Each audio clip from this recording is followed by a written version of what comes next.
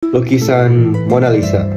Yap, sekitar tahun 1503 di kota Florence, Italia, Leonardo da Vinci menerima pesanan untuk melukis potret seorang wanita bangsawan yang diyakini bernama Lisa Gherardini. Dia adalah istri seorang pedagang sutra kaya bernama Francesco del Giocondo. Dan karena itulah, jika kalian tahu, di Italia, lukisan Mona Lisa sering disebut La Gioconda. Artinya adalah wanita gembira atau wanita riang.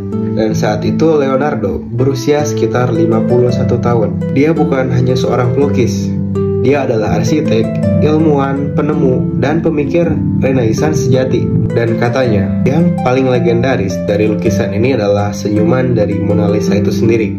Jika dilihat sekilas, ia tampak tersenyum lembut. Tapi, jika diperhatikan lebih lama, senyumannya perlahan-lahan memudar atau menghilang. Yang menariknya, walaupun pemesan lukisan ini adalah keluarga Giocondo, yaitu Francesco ya, tapi lukisan ini tidak pernah dikirimkan kepada keluarga Giocondo. Justru, Leonardo membawa lukisan ini bersamanya kemanapun dia pergi. Bahkan saat ia pindah ke Perancis di akhir hidupnya, dia membawa lukisan tersebut di bawah perlindungan Raja Francois I. Dan setelah kematian Leonardo, yaitu pada tahun 1519, karena Leonardo tinggal di Prancis dan lukisan itu menjadi milik kerajaan Prancis dan kemudian dipajang di berbagai istana termasuk Versailles. Dan setelah kejadian revolusi Prancis, lukisan itu dipindahkan ke Louvre Museum, yaitu tempat di mana lukisan itu berada saat ini. Dan yang bikin Mona Lisa itu terkenal ternyata karena aksi pencurian.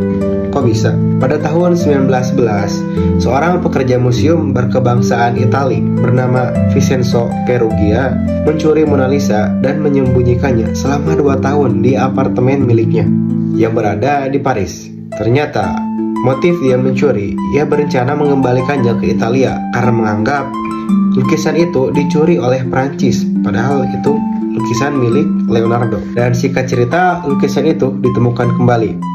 Dan saat ditemukan tentunya dunia gempar. Dan media dari seluruh penjuru dunia meliputnya.